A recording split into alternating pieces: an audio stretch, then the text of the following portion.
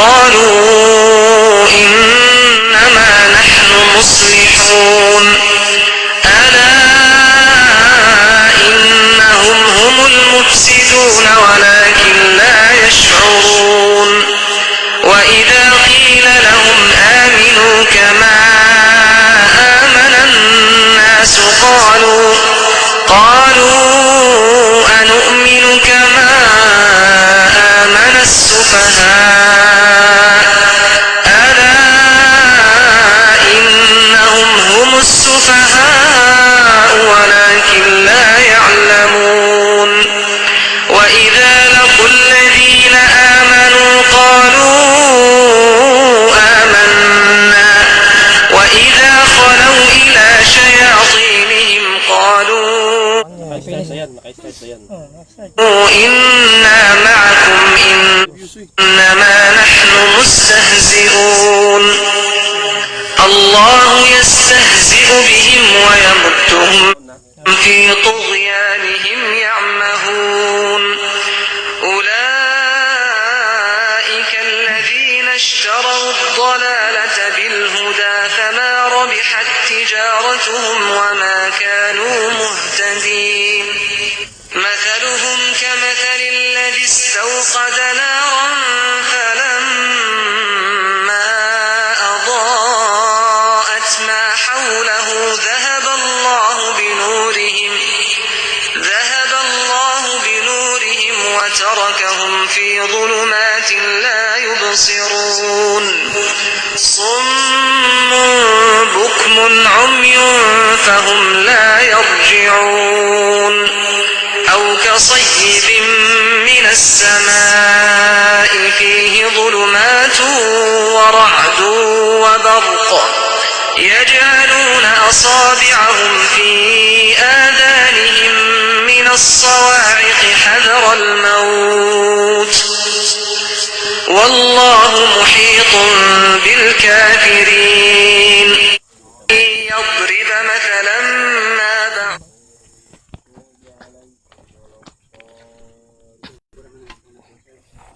أعوذ بالله السميع العليم من الشيطان الرجيم بسم الله الرحمن الرحيم الحمد لله وبه نستعين والصلاة والسلام على أشرف الخلق وسيد المرسلين نبينا محمد بن عبد الله وعلى آله وصحبه أجمعين اللهم أرنا الحق حقا وارزقنا اتباعه بسم الله الرحمن الرحيم الحمد لله وبه نستعين والصلاة والسلام على أشرف الخلق وسيد المرسلين نبينا محمد بن عبد الله وعلى آله وصحبه أجمعين. Assalamualaikum warahmatullahi wabarakatuh. Mga kapatid sa pananampalataya, mga minamahal naming mga Muslimun, saan mang dako kayo naroon ngayon, sa puntong ito, sa pagkakataong ito ay magbibigay tayo ng mga paalala na mayroong kaakibat din na mga ilang kahatulan patungkol sa ating pananampalataya, lalo na sa usapin ng ukhuwa o pagkakapatiran sa Islam. Sinabi ni Allah subhanahu wa ta'ala sa suratul Hujurat, Ba'da a'udhu billahi samil alim minash shaitanir rajim, innamal mu'minuna ikhwatun fa aslihu bayna akhawaykum wattaqullaha la'allakum turhamun. Ang tunay lamang na magkakapatid ay ang mga mananampalataya. Wattaqullaha fa aslihu bayna akhawaykum, kaya't pagayusin ninyo ang gusot sa pagitan ng inyong magkakapatid. Wattaqullaha la'allakum turhamun. At katakutan ninyo si Allah subhanahu wa ta'ala upang kayo ay kaawaan. Dito ayon sa tafasir ng ating mga ulama, binanggit dito ni Imam Ash-Shawkani rahimahullah sa kanyang tafsir na Fathul Qadir. Sabi niya dito ay ang mga mu'minun raji'una ila aslin wahid. Ang mga mananampalataya, ineksklusibo ni Allah Ta'ala ang pagkakapatiran sa pagitan nila sapagkat sila ay babalik sa isang pinagmulan. Ano yung isang pinagmulan nila? Ang sabi ng ating mga ulama ay walang iba kundi ang iman. Dahil sa kanilang iman, dahil sa kanilang akida. Sinabi ni Zujjaj, isa sa mga mufassirun, ad-dinu yajma'uhum, fahum ikhwatun idha kanu muttafaqina fi dinihim. Faraja'u bil ittifaqi fi din ila aslin nasab. Li'annahum li Adam wa Hawa. Sabi ng ating mga scholar si Imam Az-Zujjaj, sa mga mufassirun, sinabi niya, ang mga mananampalataya, kung ano man ang bangayan na meron sila o alitan, babalik pa rin sila sa kanilang pinagmulan. Ano yung pinagmulan nila? Ang pananampalataya. Kung sila ay nagkakaisa sa tamang akida, sa kanilang pananampalataya, babalik sila doon sa asal o pinagmulan din ng nasab. Anong pinagmulan ng nasab o pinagmulan ng salinlahi? Mula kay Adam at kay Hawa. Doon nagmumula ang lahat. Maging ikaw man ay Arabo, hindi Arabo, Tausog, Maranao, Maguindanao, Niyakan, Amerikano, British, lahat ng ito'y babalik doon sa ating nanay at tatay na si Adam at si Hawa. At ang pananampalataya nila ay walang iba kundi ang tauhid. So babalik ito sa tamang akida, sa tamang i'tiqad. So nagkakamali ang iba na sabihin nila na ang pagkakaisa natin ay babalik sa tribo o babalik doon sa tinatawag na grupo ng partido. Halimbawa, kami ang partido namin blue, partido nyo naman white.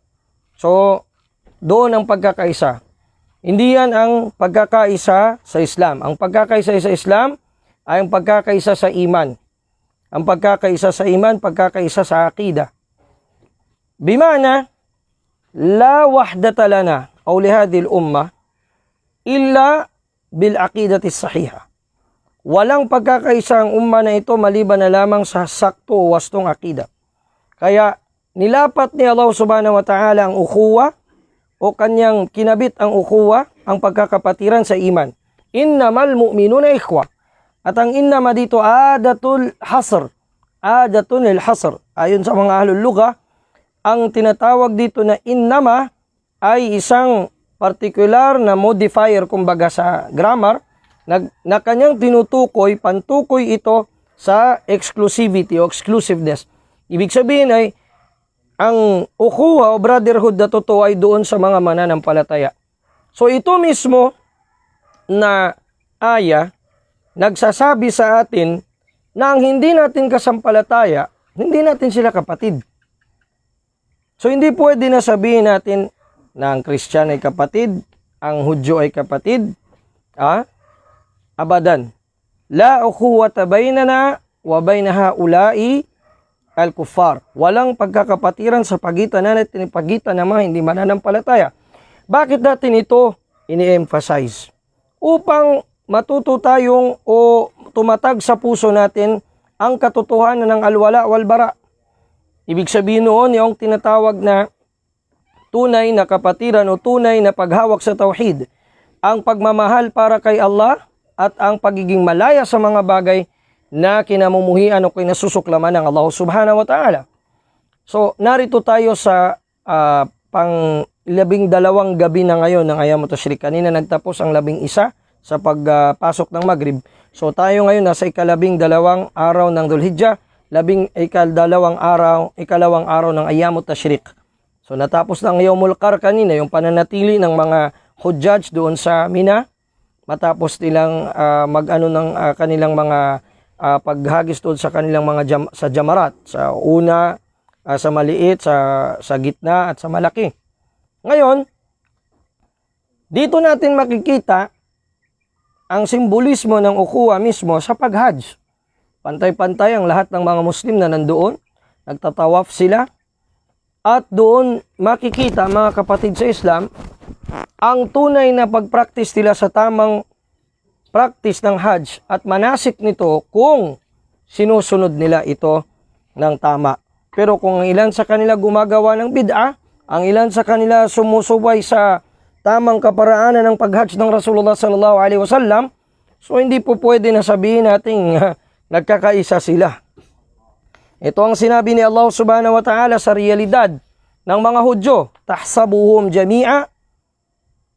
Tahsabuhum jami'a. Makikita mo sa kanilang nagkakaisa silang mga Hudyo. Wa qulubuhum shatta. Subalit ang mga puso nila nagkakawatak-watak. So, ang unang pagkakawatak-watak ng puso ay pagkakawatak-watak sa tamang akida. Doon pa rin papasok mga kapatid sa Islam. Kaya naman, ang kaakida mo, ang kaparehas mo ng akida na mu'min na Ahlus Sunnah wal Jama'a, kinakailangan na maging patas ka sa kanya. Maging tunay ka na kapatid sa kanya. Dahil ang mananampalataya, sabi ng Propeta Muhammad sallallahu alaihi wasallam, al-muslimu akhul muslim. La yadhlimuhu wa la yafsuquhu. Ang Muslim ay kapatid ng kanyang kapwa-Muslim. Hindi niya ito lalamangan at hindi niya ito hahamakin. Hindi niya alipustain. Nangahulugan, yung isang nagkiklaim siya na mananampalataya at hinahamak niyang kapwa niya Muslim, hindi tayo magsasabing kafir siya. Pero, mu'min na kisul iman. Mananampalataya na kulang ang kanyang pananampalataya dahil doon sa paghamak niya sa kanyang kapatid. Kaya dito natin makukumpirma sa aya na ito sa Suratul Hujurat, una, na ang kapatid nating totoo ay ang kapwa natin mu'min. Ang hindi mu'min, hindi natin yung kapatid. At hindi totoo yun na mayroon tayong tinatawag na kapatid daw sa kapatid sa humanity. May magpapalusot ng ganun. Kapatid sa pakikipagkapwa-tao. Dito papasok yung mga usapin ng interfaith. Dito papasok yung mga usapin na yan na interfaith, ibig sabihin, yung hindi Muslim, mag-share siya ng kanyang pananampalataya. Ikaw na Muslim, makikinig ka, mag-share din yung Muslim. So nagkaroon ng paghahaluan ng pananampalataya. Ito pong mga ganitong practice, wasila ito patungo sa kufur. Wasila o daan ito patungo sa disbelief. Ang tama rito ay kayo na mga mananampalataya, tayo na mga mananampalataya, tayo na nagdadakwa sa katotohanan, ipaabot natin sa kanilang totoo. Hindi na okay, dito mag-usap tayo, makinig kami sa inyo, makinig kayo sa amin. Hindi ganon. Magtanong kayo patungkol sa Islam, sa amin, at ipapaliwanag namin. Pero yung hindi na tayo mag-usap patungkol sa mga diferensya ng pananampalataya, malaking pagkakamali. Malaking pagkakamali. Ang tama o ang wasto, ang kapatid mo na Muslim, yun ang iyong kapatid na totoo. Kaya dito natin, itong aya na ito, rad din ito sa mga nagsasabi ng fraternity. At nauulit natin ito lagi. Dahil may nakakalungkot na may nakikita tayong mga kapwa Muslim na sumasali sa mga grupo, sa mga fraternity na yan. Ang ibig sabihin ng fraternity, brotherhood. At pagkatapos makikipag-brother ka doon, brad ka doon sa mga sumasamba sa krus, sumasamba sa mga iba at nagtatambal kay Allah subhanahu wa ta'ala. So, ang ukuwa na totoo, al-ukhuwatul haqqa, ay ang pagkakapatiran sa agama Islam. Inbunal pagtaymanghod agama. Nabangin tayo manghod mo sa upama, yung kapatid mo, ang kapatid mo sa pananampalataya, nagkaroon kayo ng konting problema, nagkaroon kayo ng konting conflict, kung hindi naman siya makakaabot sa ikakasira ng din mo, ikonsidera mo, patawarin mo pa rin. Maaring lumayo ka konti sa kanya, maglaylo, pero hindi big sabihin na pinutol mo yung pagkakapatiran ninyo. Yan ang mu'min. Kaya ang sabi ng Rasul sallallahu alaihi wasallam, sabi niya, la tahasadu wa la tabagadu. Huwag kayong mag-inggitan at huwag kayong magkagalitan. Wala tadabaru at huwag kayong magtalikuran. Wa kunu ibadallahi ikhwana. Maging magkakapatid kayo. No, mga magkakapatid kayo. Hindi kayo pwedeng hindi maging magkakapatid sapagkat kayo ay parehas alipin ng Allah Ta'ala. So, yun ang tinafsir ng ating mga ulama. Kaya sabi ni Allah Ta'ala, fa aslihu bayna akhawaykum. Ang fa dito tinatawag ng mga halulugan na fa'ut ta'qibi. Fa'ut ta'qib. Ibig sabihin, pagkatapos ng sinabi niyang innamal mu'minuna ikhwa o fa'ul tafsir, ibig sabihin nito ay agad-agad na tinafsiran o in-explain ng Allah Ta'ala bakit ang totoong magkakapatid lang ang mga mu'min. Fa'aslihu bayna akhawaykum. Ay as-sulh o yung pag-aayos sa pagitan ng inyong mga kapatiran. Sabi pa ng Imam Shawkani, kullu muslimaini takasama wa takatala. Ibig sabihin bawat dalawang mga Muslim o pagitan ng grupo ng mga Muslimon na nagkaroon ng hindi pagkakaunawaan, nagkaroon ng hindi pagkakaintindihan, nag-away sila, nagkaroon ng mga hindi magagandang sa pangalan ng dunya. Halimbawa na lang, ngayon, isa sa mga nakakakos ng malaking away sa pagitan ng magkakapatid na Muslim, yaong hasad sa isa't isa. Itong kapwa, maiinggit siya sa kanyang kapwa. Hindi tamang pagkainggit dahil ang inggit ay dalawa, ghibta at hasad. Ang ghibta, ito yung pagkainggit na hindi mo hahangarin sa Allah na mawala yung ni'ma sa kanya. Samantala itong hasad, pure na al-hasadul madhmum o yung inggit na hindi kaaya-aya kay Allah subhanahu wa ta'ala, ito yung gusto mong makuha yung ni'ma ng kapatid mo o yung biyaya na nasa kanya at para mawala at dinudua mo, hinangad mo na mawala lahat yun sa kanya para mapunta sa iyo. Ayan ang tinatawag na inggit. Ang na hindi inaayunan ng Sharia. Qala Rasul sallallahu alaihi wasallam fi hadithin rawahu Muslim, sabi ng propeta sallallahu alaihi wasallam, la hasada illa fi ithnatain. La hasada illa fi ithnatain. Walang hasad o pagkainggit, walay kaibog gawas sa duha ka butang. Walang anumang dapat na hangarin liban sa dalawa. Ano yun? Rajul, sabi niya, lalaki, tao na mayroon siyang dumal, mayroon siyang kayamanan. Fa istahlakahu wa amfaka fi sabilillah. Ibig sabihin, inubos yung kayamanan niya o ginamit niya para sa landas ng Allah subhanahu wa ta'ala. Wa rajulun atahu Allahu ilman. At isang lalaki o tao na binigyan ni Allah ng kaalaman. Fa'amila bihi wa 'allamahu. Ibig sabihin ay kanya itong sinagawa. Kapag ang gauta niya inkahatihan niya, ibig sabihin ay ginawa niya, prinaktis niya ang alam niya, at tinuro niya sa iba. Kaya sabi ng Rasul sallallahu alaihi wasallam sa isang hadith, sa isang lafad, inna afdalakum man ta'allama al-Qur'ana wa 'allamahu. Sa isang lafad naman, khairukum man ta'allama al-Qur'ana wa 'allamahu. Ang pinakamainam sa inyo ay ang nagturo ng Qur'an at natutunan niya ang Qur'an at tinuro niya ito. Ibig sabihin, natutunan niya ang Islam at tinuro niya sa iba. Na nangangahulugan, yun ang dapat kainggitan. Na hindi mo hilingin sa Allah Ta'ala na sana mawala sa kanya yung ilmu na yan. Para ako ang kilalanin ng tao. Sana mawala sa kanya. Hindi.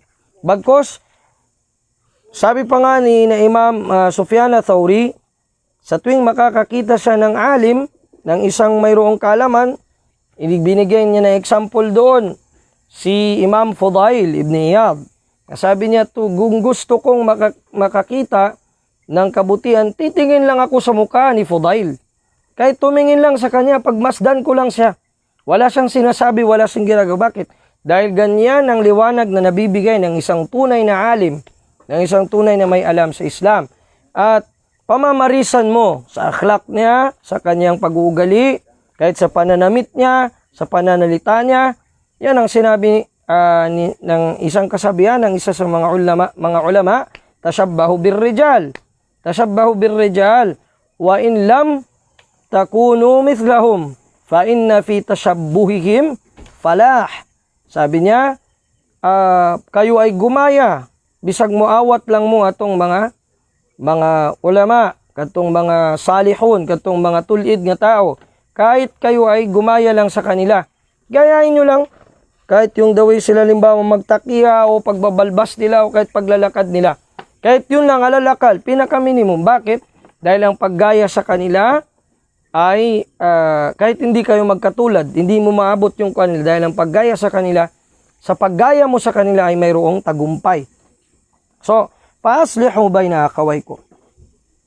Ayusin ninyo, sabi ng Allah subhanahu wa ta'ala, ang nasa pagitan ninyo na mga gusot ng mga muslimin.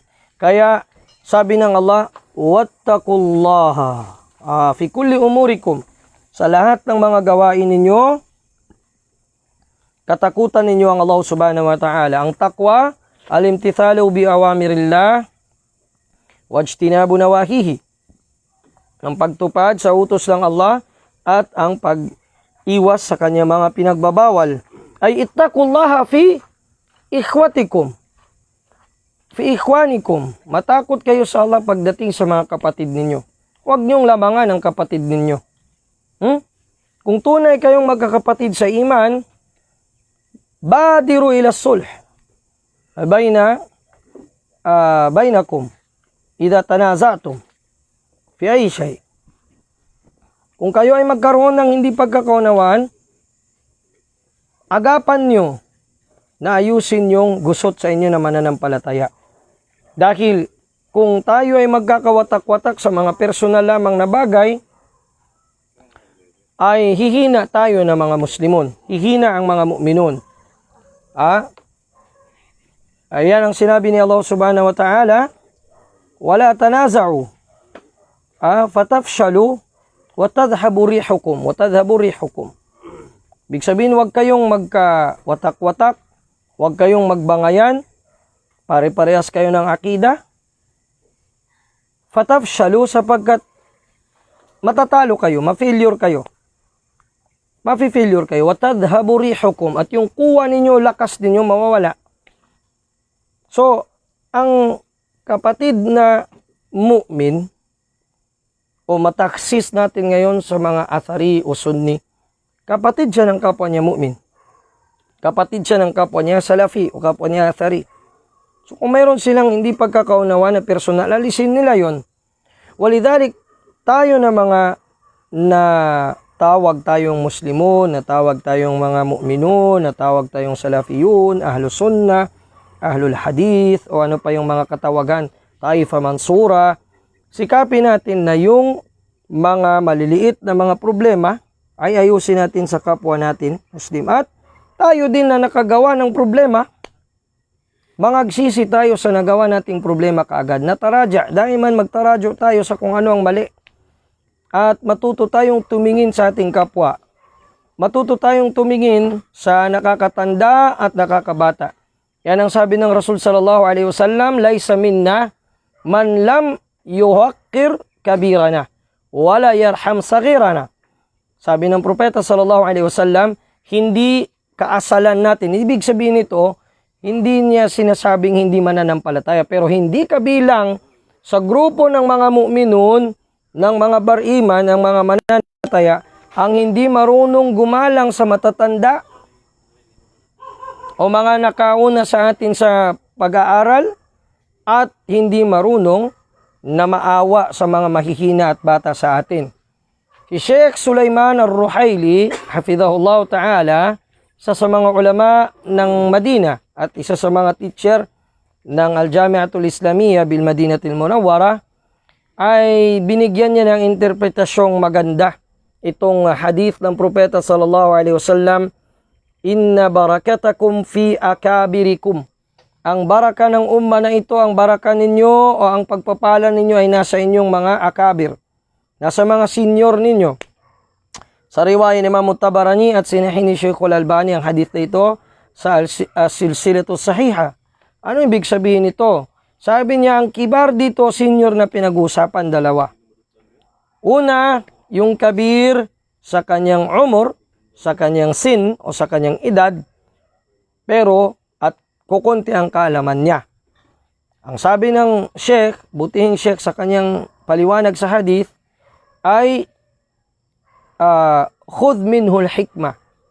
kunin mo sa kanyang hikmah o ang karunungan.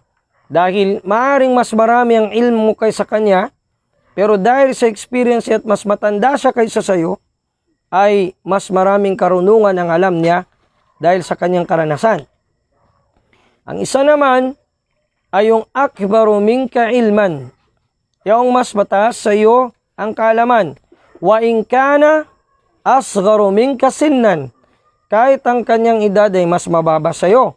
Halimbawa, mayroong mga ulama ngayon sa Mauritania, sa Egypt, sa Saudi Arabia at sa iba pang mga countries, kahit sa Indonesia na 10 years old, 11 years old, subhanallah, alim. Hindi lang memorize ang Quran, hindi lang memorize ang Sahih al-Bukhari, hindi lang memorize ang Sahih Muslim, pati lahat ng mga explanation nito paliwanag. So yun ay mas mababa sa iyo ang edad, pero mas nakakalamang sa iyo sa kaalaman. Fakhud minhul ilm. Kunin mo sa kanya ang kaalaman. No? At siya ay galangin mo dahil senior siya sa iyo sa kaalaman. So ganun ang labas ng ating pagkakapatiran sa Islam. Ang mga junior ay gagalang sa senior, ang senior gagalang sa junior. Ganun sila. Kaya nga pati sa pagranggo ng imama, titignan yung mas akra. Halimbawa, mas marunong kaysa kitab. O hindi kaya yung isa naman, mas kung parehas sila idastawaya, halimbawa parehas silang marunong sa Quran, ang isa naman yung mas marunong sa sunnah. A'lamuhum bis sunnah. O kung ang bawa parehas din sila sa sunnah, pantay, aqdamu alayhima hijratan, yung mas naunang naghijra o nagmuslim sa kanilang dalawa. So, doon titignan, ibig sabihin, andun pa rin yung tinitignan pa rin yung pagiging senior at yung pagiging junior. Ganun pa rin sa Islam. Pero binibigyan siya ng tamang paglalagyan. Hatin niya bibutang siya para hantangan niya tuod. Buko namin nakalandoy, sabi namin makalas, atawa nakalandoy, sabihin nakamangod. So, bawat isa mayroon siyang lalagyan. So, yan ang kuwan ng ukuha sa Islam.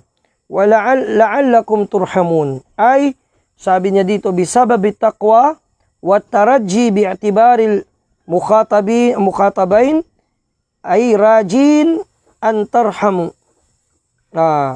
Ibig sabihin nito ay dahil sa taqwa, dahil sa inyong takot kay Allah Ta'ala at ang inyong pag-aasa, paghahangad ninyo ng i'tibar o ng inyong bibigay halaga sa dalawang nag-uusap, dalawang mga hindi nagkakasundo, ay kaawaan kayo ni Allah Ta'ala. So ganun din, lalo na ang inaayos ang gusot sa pagitan ng mag-asawang Muslim.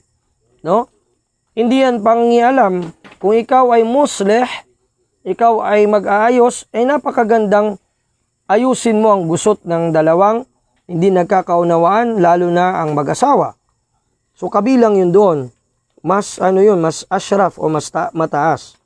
Sa ayat din na ito ay makikita natin, sabi ni Imam Shawkani, wa fi hadhihi al-aya dalilun ala qitalil fi'ah. qitalil fi'atil baghiyah idza taqarrara baghyuha ala al-imam.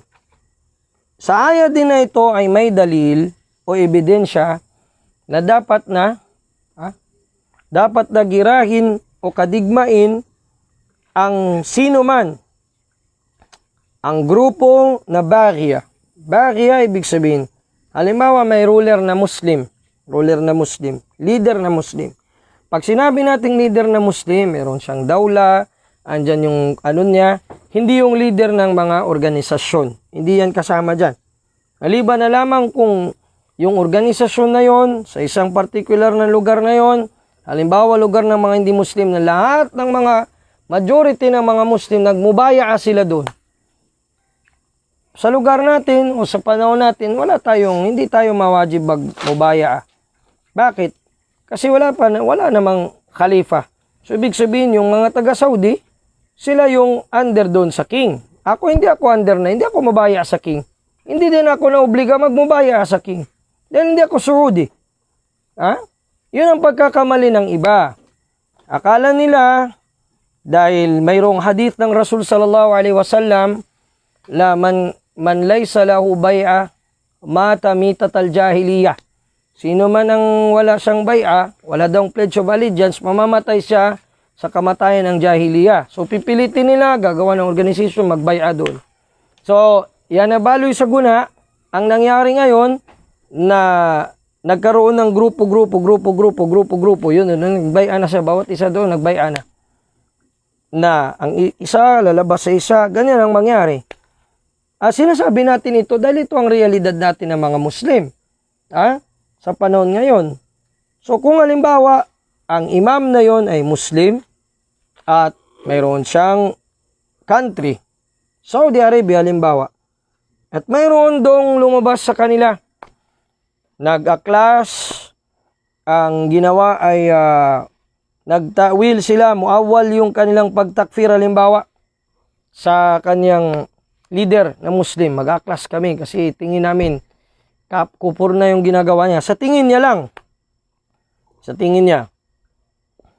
Wajib yun, sabi sa kitab, dalil yung sinasabi dito na kadigmain ang fi'atun baghiyah, yung grupo ng mga Muslim na yon na baghiyah, o yung sa Bisaya pa malapason, yung grupo na nagmamalabis sa kanilang pagsuway. Idha taqarrara baghiyuha alal imam. Ibig sabihin kung pinahayag na talaga nila ang kanilang pagkontra sa imam. Walidhalik, ayaw ng Islam ang kung hanggat Muslim pa yan ang ruler, ay mag-aaklas tayo. Sasabihin natin, halimbawa, ayaw na namin kay, halimbawa ginawa sa Libya, ayaw na nila kay Gaddafi. Allah yarhamu wa ya'fu anhu wa yaghfir lahu.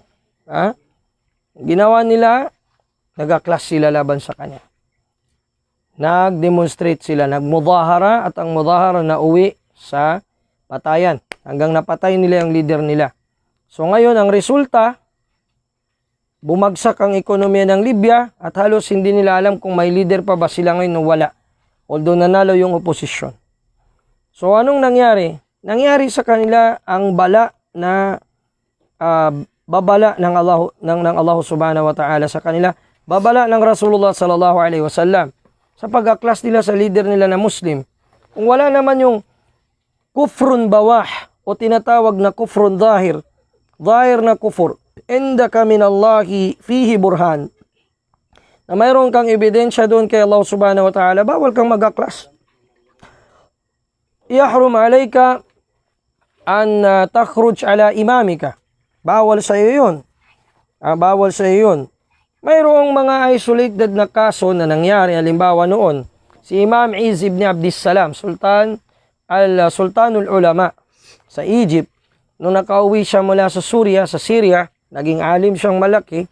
Pagdating niya doon sa lugar niya, sa Misr, ay tinipon niya ang mga tao dahil nakita niya na nagdudulm na yung kanilang leader. Tinipon niya ang mga tao, nag-aklas sila at sinabi, kung hindi mo babaguhin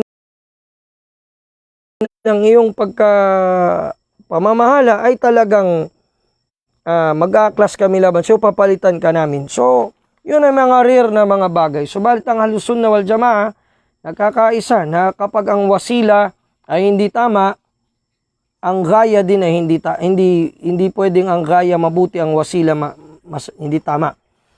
Ang wasila ng demokrasi, mag-aklas. Ano yon? Mag-rally. Wasila yan ng demokratiya. Hindi yan wasila ng Islam. Ang wasila ng Islam, magsabar ka sa ruler na Muslim na zalim, jair. Wa in daraba dhahrak wa akhadha malak. Yan ang sabi ng Rasul sallallahu alaihi wasallam, kahit pa siya ay pinalo niya ang likod mo at kinuha pang kayamanan, meaning zalim. Sabi na pa ng isang riwaya, nagtanong isa sa mga sahaba, ya Rasulullah,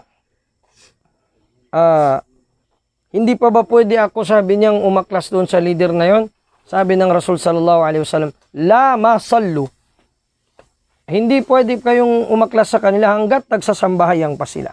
So ganoon ka-importante hanggang sa ang ating mga scholar, ginawa nilang ang ukhuwa o yung pagkakapatiran sa Islam, sinama nila sa daruriyatul khams. Ang iba sa mga ulama, ginawa nilang kabilang sa daruriyatul khams o ika-anim ang ukhuwa na tinatawag o pagkakapatiran na dapat pangalagaan. Kapatid mo siya sa akida, hindi mo kapatid sa kahit anong bagay o dahilan. Nang dahil sa iman, sa akida, kapatid mo siya. Kaya sabi ng Rasul sallallahu alaihi wasallam, qitalul muslimi kufrun. Qitalul muslimi kufrun.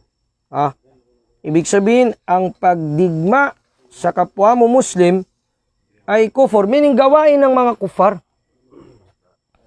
Gawain ng mga kufar. Bimana, hindi mo pwedeng ibenta yung kapatid mo na Muslim sa hindi Muslim. La yajuz. Wa hadha min naqidun min nawaqidil Islam. Kama asyara ilayhi al-Imam al-Mujaddid Sheikh Muhammad bin Abdul Wahhab at-Tamimi rahimahullah ta'ala. Sheikh Muhammad bin Abdul Wahhab rahimahullah, meron siyang kitab na pinamagatang Nawaqidul Islam al-Ashr. Nawaqidul Islam al-Ashr. Yung nakakasira ng pagka-Muslim, 10. Kasama na doon, muawanatul musyrikina alal mu'minin. O mudaharatul mu'minin, awil musyrikina alal mu'minin. Ibig sabihin, yaubang iyong tutulungan ang mga hindi mananampalataya laban sa mananampalataya. No? So ito po kapatid ay malaking kasalanan kay Allah subhanahu wa ta'ala. At nakakakufur itong mga gawa na ganito. So, hindi pwede na sabihin ng kahit sino man na yun daw unsur akaka, zaliman wa mazluman.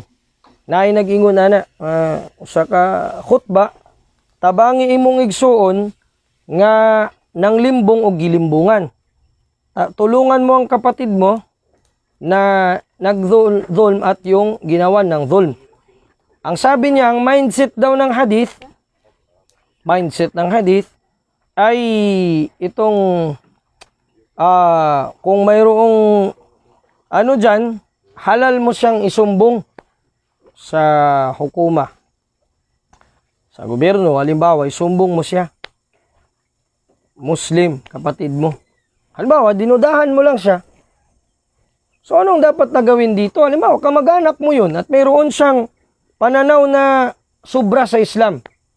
Halimbawa lang. So, anong dapat mong gawin? Ibenta mo siya sa kufar? Niya na advisehan tuba katib na mabaloy itaw na munapik. Mabaloy kanina asit jasus. Ang kapatid, magiging tik-tik siya sa kanyang kapatid. Maling-mali ang pagka-explain nito. Ang unsur akaka zaliman wa madluman, tulungan mo ang kapatid mo na zalim at madlum hanggang sa makakaya mo sa pagitan ninyo ng mga mu'minun, ng mga mananampalataya.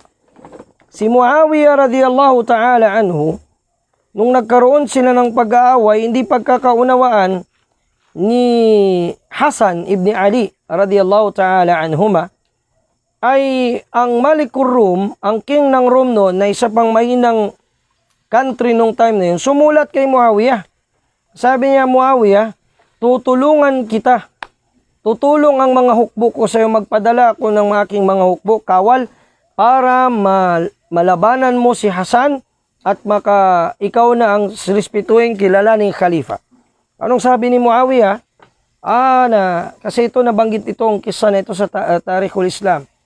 Sabi niya, kung Malik Rum, sabi niya, hari ng Rum, sabi niya, kung itutuloy mo yung plano mo na yan, na ipapadala ko ang 300 ko katao, sabi niya, doon pa lang sa gate ng Roma, gate pa lang ng Roma yan, malubo na katan, mauubos ng mga half ng population ng Roman. Ang ahulugan, itong mga sahaba, kahit nagkaroon sila ng hindi pagkakaunawan, hindi nila pinasali ang mga hindi mananampalataya. Dahil alam nila, na kung sasali ang mga hindi mananampalataya, malaking fasad sa ating din. Malaking kasiraan sa pananampalataya. Ganon sila ang ating mga sahaba ng Rasulullah sallallahu alaihi wasallam. wa naqtadi bihim wa naqifu ayna mawaqafu. Tayo ay susunod sa kanila at doon tayo titigil kung saan sila titigil. Wa naskutu haythu sakatu. At tayo din ay tumahimik kung doon sila tumahimik. Wa natakallam haythu ma takallamu. At doon tayo magsalita sa kung kailan sila, saan silang bagay nagsalita. Huwag yung tayo nang tingin natin, maka-interpret na tayo ng sarili natin, makabasa lang tayo ng isang aya, isang hadith. Sinasabi natin isang hadith lang.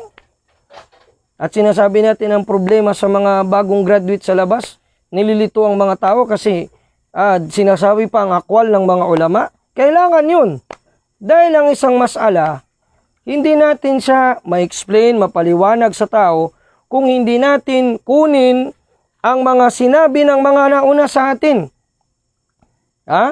Yan ang sinabi ni Imam Malik, rahimahullah ta'ala, "Alan yusliha akhiru hadhil ummah illa kama salahat awwaluha." Hindi magiging matuwid ang umma na ito, ang pinakahuling generation ng umma na ito, kung hindi nila susundin kung paano nagpakatuwid yung nauna na umma. Kaya diyan kinuha ang tinatawag na salafiyya, athariya, pagkuha dun sa kanila. Sino ba tayo para sarili nating gawin-gawan ng maslaha at kuan itong umma na ito? Sino ba tayo? Sino tayo?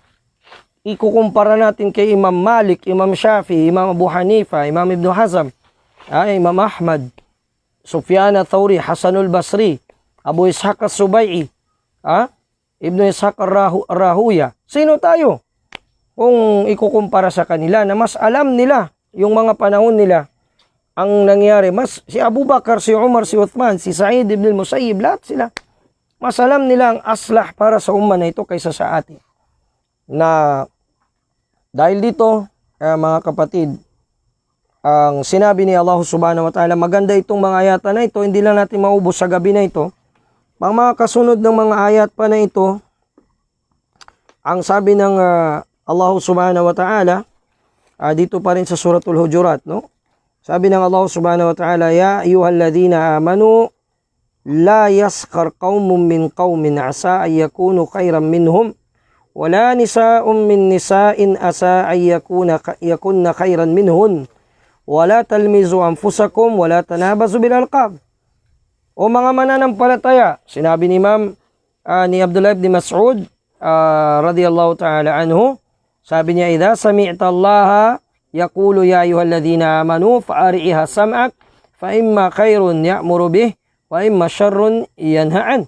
Sabi niya, radiyallahu anhu, kung marinig ninyo, mabasa ninyo sa kitab, sa Quran na sinabi ni Allah, ya ayyuhalladhina amanu, pakinggan ninyo ng mabuti sapagkat maaring ito ay kabutihang kanyang iutos o isang masamang kanyang pinagbabawal. Yan ang sabi ng Allah subhanahu wa ta'ala, meron siya ditong pinagbabawal, la yaskar qaum. Huwag maliitin ang isang bayan ang isang bayan. Ano ibig sabihin nun? Huwag sasabihin ng Arab, ang mga hindi Arab walang kwenta, hindi makapasok ng paraiso. Huwag sasabihin ng Tausug na kami lang Tausug makapasok ng paraiso. Ang mga Maranao hindi makapasok, ang Maguindanao hindi makapasok, ang Iranon hindi makapasok. Ang Bisaya na nagbalik Islam, pumasok sa Islam, hindi makapasok ng kwan. Isyuan lang, iban ka Bisaya niya. Na, yung mga ganyan, la yaskar qaumun an qaum. Huwag maliitin ng isang bayan ang isang bayan. Dahil sabi ng Allah Ta'ala, asa an yakunu khairan minhum. Dahil maaring mas mainam pa sila kaysa sa kanila. Kaysa sa kanila. An yakuna al-maskhur bihim indallah khairan minal musakhirin bihim. Yaong kinutya, yaong minaliit ay mas mainam pa kaysa sa nangungutya at nagmamaliit. Bakit sabi niya? Sino ba yung kwan na yan? Isyuta siyan lang niya yan. In magkwan kato. In kami ini. Mas maingat pa rin kanya. Mas marunong pa ka. Bakit? Ang lahi namin, Tausug kami. Siya, siyamal. O siya yakan. Iban lang niya kasamal niya. Yung mga ganun. Itong lahat ng ito, mga kapatid, sa Islam ay pinagbawal ng mahigpit ng Allah subhanahu wa ta'ala. Isang beses, si Abu Dhar, subhanallah, sahabiyun jalil. Ang tawag niya sa Rasul sallallahu alaihi wasallam, awsani hibbi, awsani khalili. Ang tawag niya, yung aking minamahal, pinaka-close sa kanyang Rasulullah sallallahu alaihi wasallam. Sa maraming hadith. Isang beses, nagkaroon sila ng konflikt ni Bilal Ibn Rabah. Alam natin si Bilal, mula siya sa lahi ng mga maitim. Lahi ng mga Afrikano, Afrika, ng mga taga-Ethiopia. Habashi. Nasa Habasha. Nag-Muslim si Bilal, alipin siya. Binili siya ni Abu Bakar as-Siddiq mula sa kanyang amo na si Umayyah bin Khalaf. Siya yung dinadaganan ng malaking bato ang kanyang tiyan para lang bumalik siya sa pagkamusyrik. Pero ang sabi niya, ahadun. Isa lang ang Allah, isa lang. So nagtiis sa Islam. Si Bilal ibn Rabah, siya yung sahabi na narinig ng Propeta Muhammad sallallahu alaihi wasallam qar'an alihi. Ang kanyang among pagyanon sinto, so kulinas sinsikin niya, asurga. Sinamin kuan niya, sinilas niya surga. Yung tinatawag na tunog ng kanyang sapatos doon sa paraiso, sinilas sa paraiso, habang buhay pa siya. At tinanong siya ng Rasul sallallahu alaihi wasallam, "Mada taf'al ya Bilal? Ano ang ginagawa mo? Walima asma Qur'ani alika fil jannah." Na naririnig ko na ang iyong mga yapak sa paraiso. Ano yung ginagawa mo? Sabi niya, "Ya Rasulullah, sa tuwing ako ay masisirang wudu ko, nagwudu ako o salli rak'atain at nagsasala ko ng 2 raka."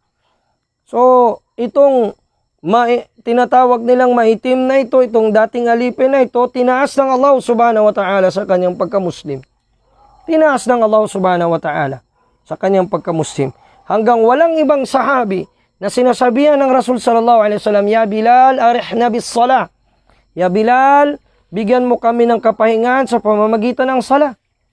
So isang beses nagkaroon sila ng konflikt ni Abu Dhar al-Ghifari. Abu Dhar, Abdullah al-Ghifari. Si Abu Dhar, Abdullah al-Ghifari, sahabi yun jalil, marangal na sahabi ng Rasulullah sallallahu alaihi wasallam. Siya yung sahabi nang marinig niya ang hadith ng Rasulullah sallallahu alaihi wasallam na sinabi ng propeta, "Idza sa'alta fas'alillah wa idza ista'anta fasta'in billah." Kung humingi ka sa Allah, at kung hingi ka ng tulong, humingi ka sa Kanya. Sumikrito siya sa Rasulullah, "Ya Rasulullah, mada," sabi niya, "law ana, paano ya Rasulullah kung ako, mayroon akong kailangan sa dunya, wala akong hinga ng tulong, kahit magpala, kahit maggawa ng bahay, magpukpok ng kuwan, wala akong hinga ng tulong. Makakapasok pa ako dun sa hadith na yun na sinabi mo?" Sabi niya, "La kadhalik, ya Abu Dhar." Ikaw sa iyo na yun, meaning sa taas ng iman ni Abu Dhar al-Ghifari. So sa taas ng iman, nagkakamali pa rin. Hindi pa rin ibig sabihin na perpekto. Dahil walang perpekto kundi ang Rasul sallallahu alaihi wasallam. Nagkakonflikto silang dalawa, nagkadiskusyonan ni Bilal hanggang sa sinabi niya, "Yabna Sauda." Anak, sabi niya, ng babaeng maitim. Narinig ito ng Rasulullah sallallahu alaihi wasallam. At alam nating nauna nag-Muslim si Bilal kaysa kay Abu Dhar. Nung marinig ito ng Rasulullah sallallahu alaihi wasallam, sinabi niya, ya Bilal, ya Abu Dhar, aayartahu bi ummihi?" Big sabihin, o Abu Dhar, kumbaga pa sa binisaya pa, imo ba siyang pakasadon tungod sa iyang inahan? Imo ba siyang tamayon tungod sa iyang inahan? Bisaya ka ito, ha? Imo ba siyang tamayon? Bang biya ka to, lusakon mo yung pagkataon niya, pasalsin ina niya, bihay. Atin niya, ibig sabihin, yung kinakantsawan mo, binababa mo ba ang pagkatao niya dahil sa nanay niya? Antamroon fika jahiliya. Nagprangka ang Rasulullah. Ibig sabihin, ang pagtaubik ng prangka, pagsabi ng tama na salita, hindi masama, hindi bastos o hindi masama, manginadat mo yan. May takalong niya mamisara direct. Na yung pagbisara direct ini, bang diara mo rasiha karayawan, kurik siya makasud pa hinang sin Rasulullah sallallahu alaihi wasallam. Hindi naman nagsabi ang Rasulullah na napakasama ng dila mong kuhan ka. Hindi, sinabi niya. Dinirect niya. Antamruon, ikaw sabi niya, ya Abadar, ay isang tao na mayroon meron pang jahiliya sa iyo. Kasi nandun pa yung pagbababa sa ibang tao. Dahil doon, umiyak si Abu Dhar. Ang ginawa niya, nilagay niya ang mukha niya sa lupa. Ang sabi niya kay Bilal, sabi niya, ya Bilal, sabi niya, hindi ako babangon dito sa lupa ng disyerto na ito hanggat hindi mo maapakan yung mukha ko. Hatta la tadussa ala khaddi. Allah. Allah, Allah, Allah, Allah. Is-sahaba ridwanullahi alayhim ajma'in. Mga sahabi ng Rasulullah. Umiyak si Bilal. Sabi niya, hindi ko yan, sabi niya, gagawin. Kadafautu anka, sabi niya, pinatawad kita. At hindi kailangan, sabi niya, na gawin ko yan, naapakan ko pang dito mo dahil sa mali mo na yun. So, nag-aayos sila. Ang mga sahaba ng Rasulullah sallallahu alaihi wasallam, natural yan, hindi magkaaway. Natural yan magkaroon ng hindi pagkakaunawaan. Tayo pa kaya na mismo mga sahaba nagkaroon ng ganun?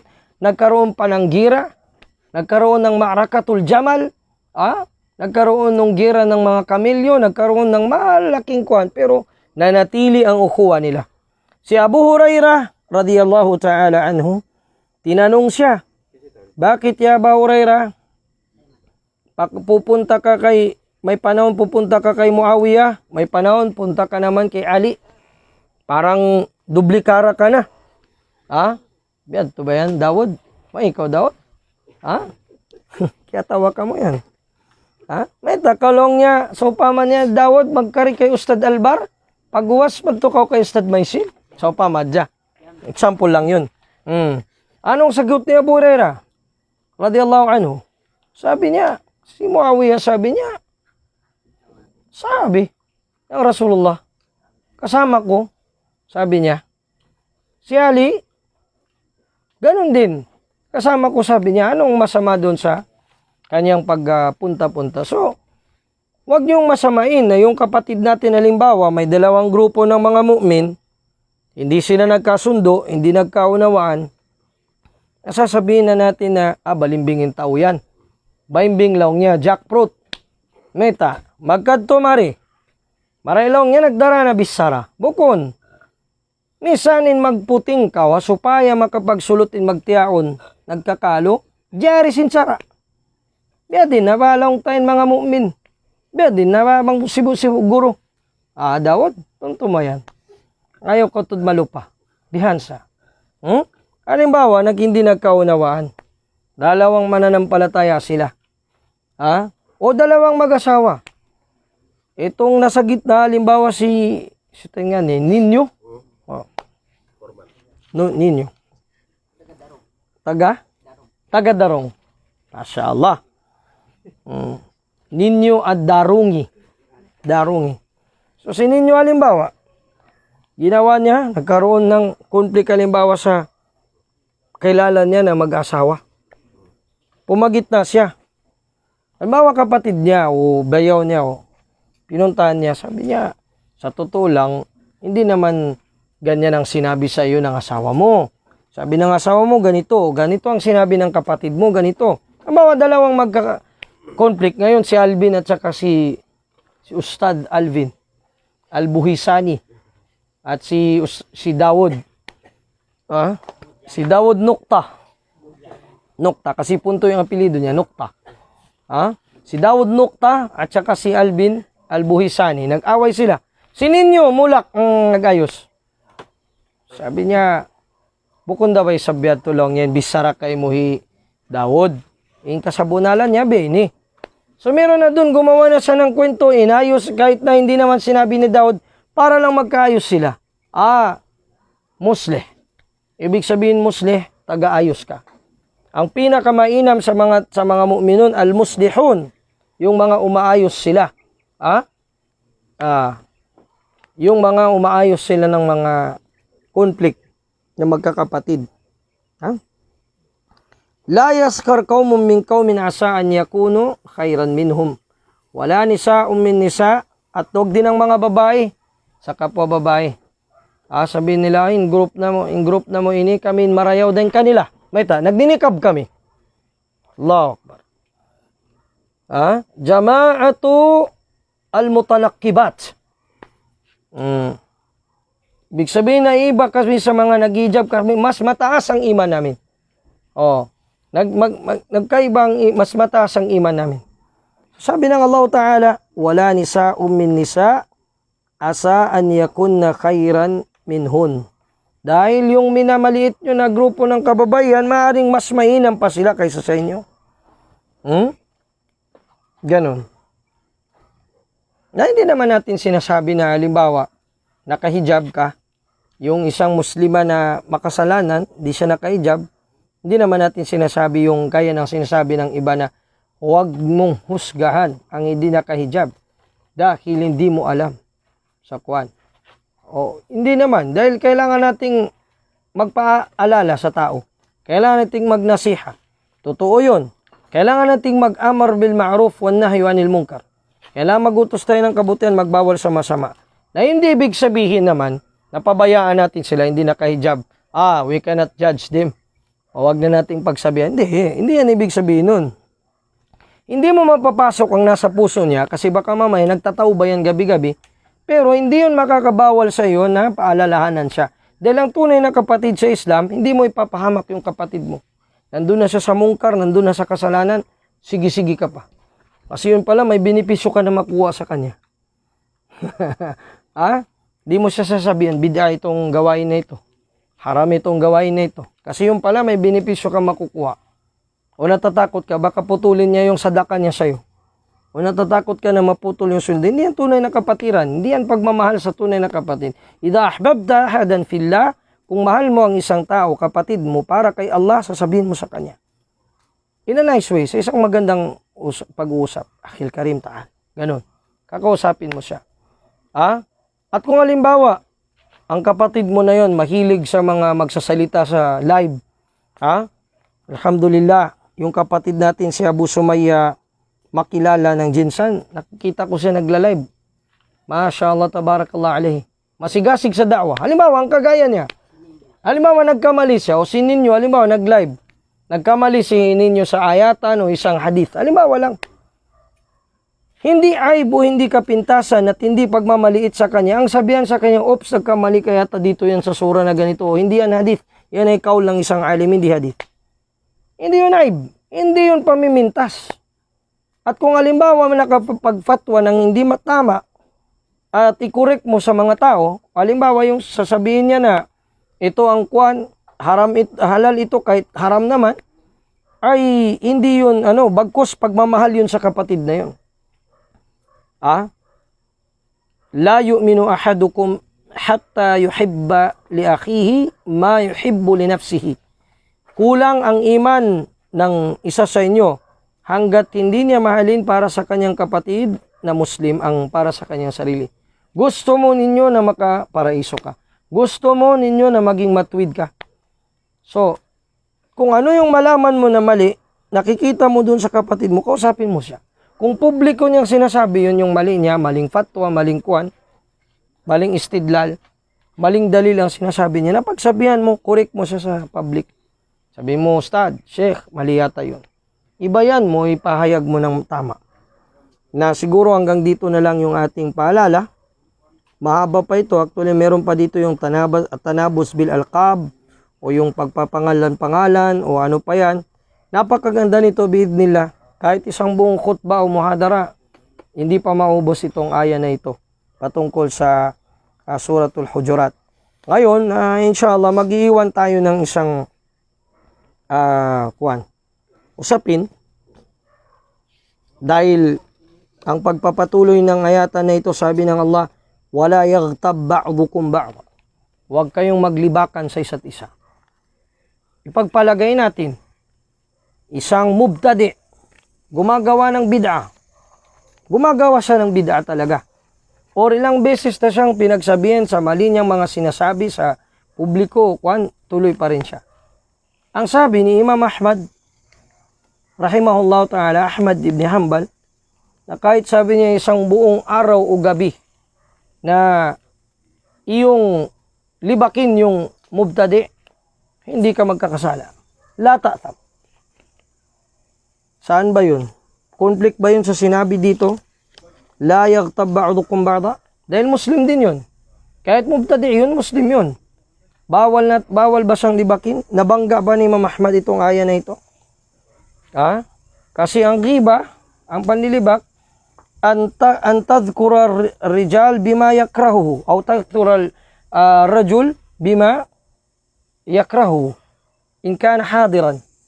Ibig sabihin, yung mentionin mo yung aib ng kapintasan ng isang tao, isang Muslim na nandyan siya. Kung nandyan siya, ayaw niya marinig. Yan ang tinatawag na ghiba. Ang Rasul sallallahu alaihi wasallam, sabi niya sa mga sahaba, at-tadruna mal ghiba. Sabi niya sa mga sahaba, alam niyo ba ang ghiba? Sabi ng mga sahaba, Allahu wa rasuluhu a'lam. Si Allah at ang propeta ang mas nakakaalam.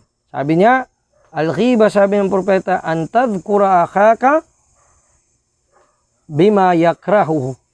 Ibig sabihin, iyong banggitin ang kapatid mo sa bagay na hindi niya gustong marinig kung nandyan siya. Yan. Wa idha, sabi ng mga sahaba, ra'aita law dhakarna o dhakartu malay sa fihi. Sabi niya, kung babanggitin ko ya Rasulullah yung wala sa kanya, sabi ng propeta, faqad bahattahu. Ibig sabihin, nag-imbento kalaban sa kanya. So, papasok ba yun doon? Ang kuwan ni Imam Ahmad, paano yun? Na inshallah subhanahu wa ta'ala, atin itong mga susolve itong usapin na ito, kung makakapag-live pa tayo sa susunod, wa idha kana min al-umri baqiyah, biidhnillahi ta'ala. Wa sallillahumma wa sallim wa barik. Binabati natin ang mga kapatid natin sa live, no? Si 75 ito na viewers. Kanina 94. Ang iba nakatulog na siguro. Si Limuel Udin, dyan sa Sirawan. Si Mark Jamail Rosaut Sabsal. Takabalallahu minna wa minkum. Abu Hanifa. Pasang nangalan niya, Abu Hanifa. Hapon sa Buluan, Maguindanao. Akh Ibnu Maumar. Muhammad Dagdag. Ito si Ustad Muhammad Ziyada. Dagdag. Steady ang dagdag nito. Si Ustad Muhammad, salam sa inyo dyan sa jamaan ninyo. Si Jennifer Paulino, si Orly Panyurutan sa Balut Island. Si Ustad Mitzfar Balyahu Hawari. Si Fairuz Dawood galing sa Agundel, Mati City. Si Ustad Mujjidir Sauban sa Batumilong. Si Muammar bin Umar. Si Engineer Yusuf Sabas ng Ilmo Productions. Si Ahmad Didat Sabdani Kadir dyan sa Unsi. Ahmad Didat nga nini. Burhan Makasasa. Absar Sampawan sa Bunawan. Si Ustad Faisal Pangilan. Ustad Johari Matabalaw sa Jamia Mu'ta sa Urdun. Ustad Jurdasir Saidain.